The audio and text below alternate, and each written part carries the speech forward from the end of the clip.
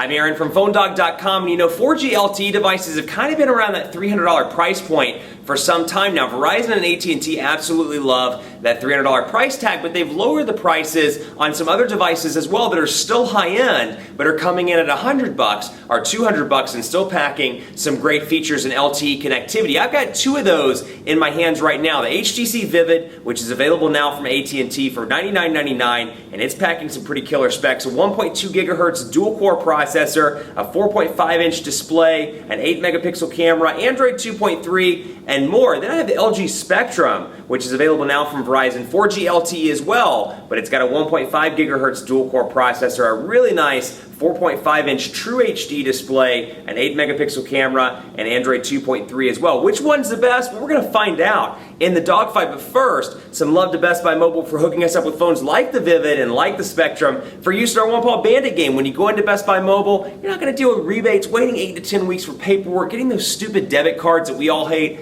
I know I hate those. And at Best Buy Mobile, you're not going to deal with that. You're going to walk out with the Vivid or the Spectrum or whichever phone, paying that after rebate price, so you're not dealing with paperwork at Best Buy Mobile. Thanks to them for hooking us up with phones like this for use in our one-paw bandit game that you can win on PhoneDog.com. Let's take a look. HTC Vivid, LG Spectrum, which one's the awesome must-have budget 4G LTE device that's still pretty cool? Is it a Vivid Spectrum out there?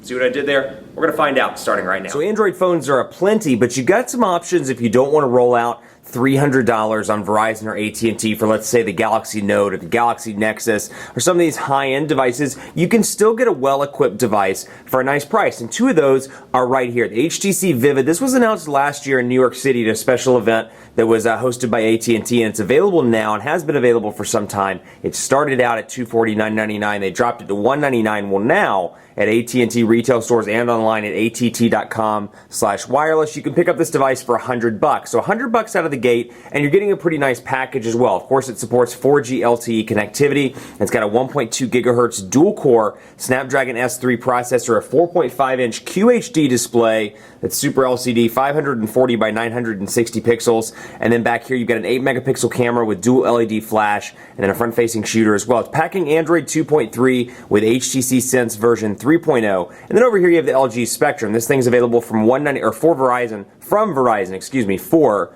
$199.99, and it's packing a 1.5 gigahertz dual-core Snapdragon processor, 8-megapixel camera with 1080p HD video recording on the back. You've got a 4.5-inch IPS True HD display that has 720 pixels.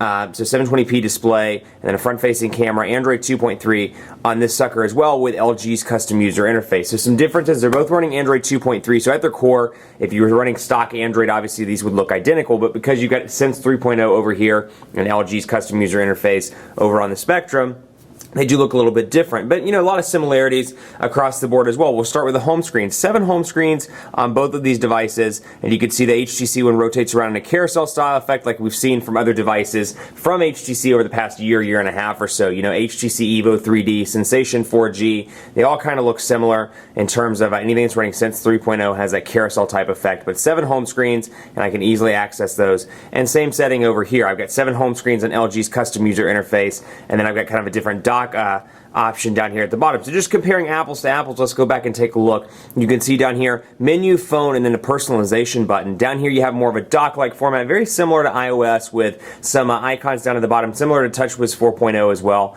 with phone contacts, messaging, and applications, and once you click on that, you can access your applications. But before we go too far into that, I want to show you the bodies as well. You've got a volume rocker over here on the right side, a micro USB charging port down here on the bottom left, your 3.5mm headphone jack, your power button up top, and of course your camera on the back. Now these are distinctly, and you can't really see this in the camera as well as I'd like you to, but these are distinctly different designs that are going to appeal to two different people on design alone. Size-wise, pretty similar. You've got your nothing over on this side. You've got your volume rocker on the left side, nothing on the bottom, and then up top you have your 3.5mm headphone jack, your micro USB charging port that's covered by a flap, and your power button as well, so in your lock button. So, a little bit of a different design and different placement in terms of the ports, but where you're really going to see this, and also before I get into that, capacitive buttons down at the bottom, menu, home, back, and search, and then of course over here you have menu and search doubles up as one button, home button, which is not a physical button despite how it looks, and then your back button as well. But where they're really going to differ, the LG Spectrum is a very plasticky device. You can feel this device, and that may work out well for you. If you like Samsung's products, this may be a good device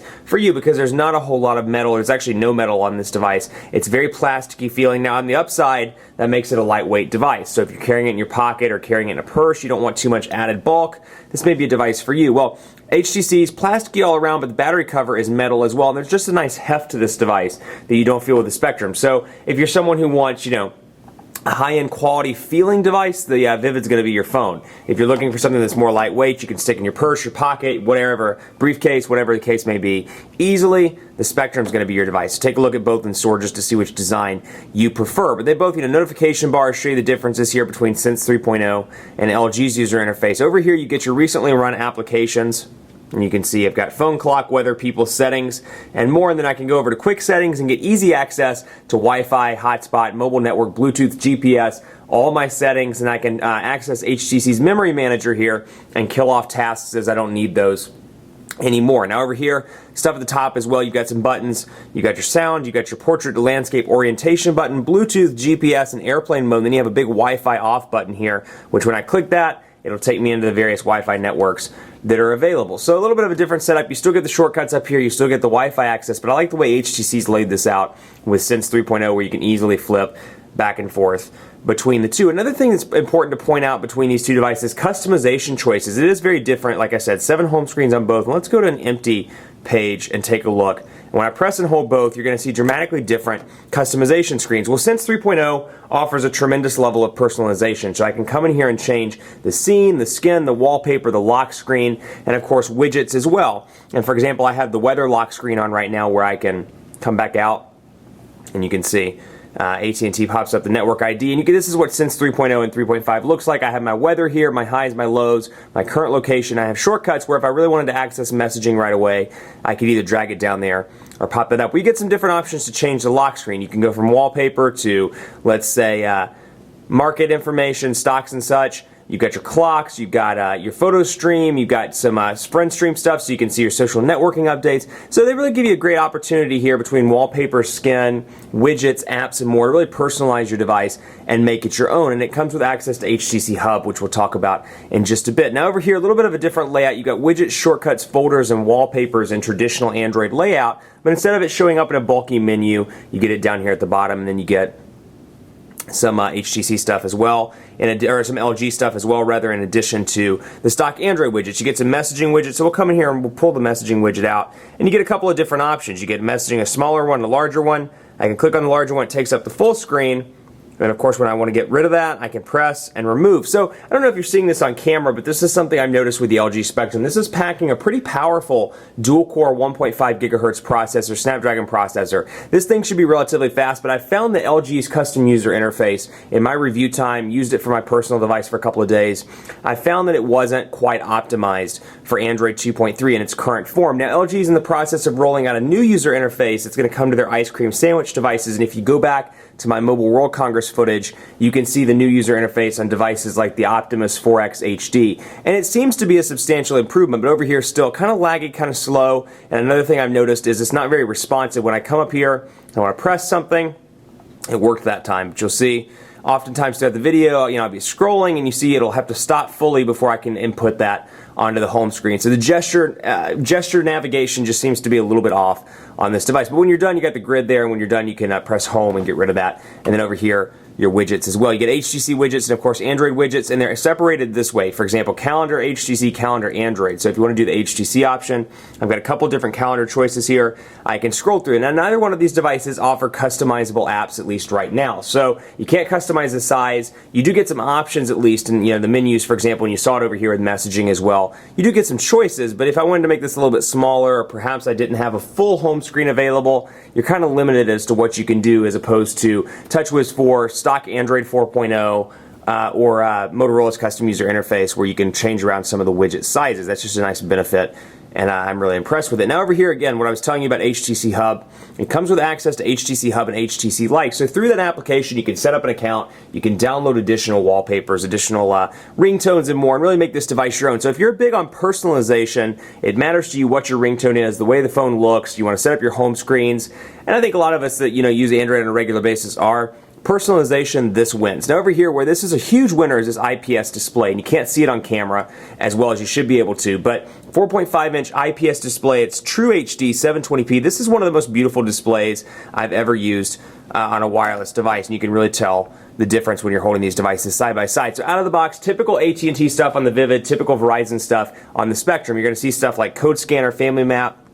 Go down through here and do this quickly. Live TV, my AT&T, emoji music, visual voicemail, YP mobile as well. Now the benefit here is AT&T allows you to uninstall most of the carrier bloatware. Verizon hasn't gotten to that point yet. You get some stuff like Netflix, Score Center, Smart Movie HD, Blockbuster, Hot Pursuit, Let's Golf 2, My Verizon Mobile, NFL Mobile. So you get a lot of Verizon stuff, VCast Tones, VZ Navigator out of the box. And unfortunately, as of right now, Verizon doesn't allow any of that stuff to be uninstalled. So you're kind of stuck with it. It's stuck on the device even if you don't want that bloatware. Whereas over here, AT&T, and not all of it's uninstallable, but most of it is. If I remember right, YP Mobile is uninstallable. Family Map, I think, is uninstallable.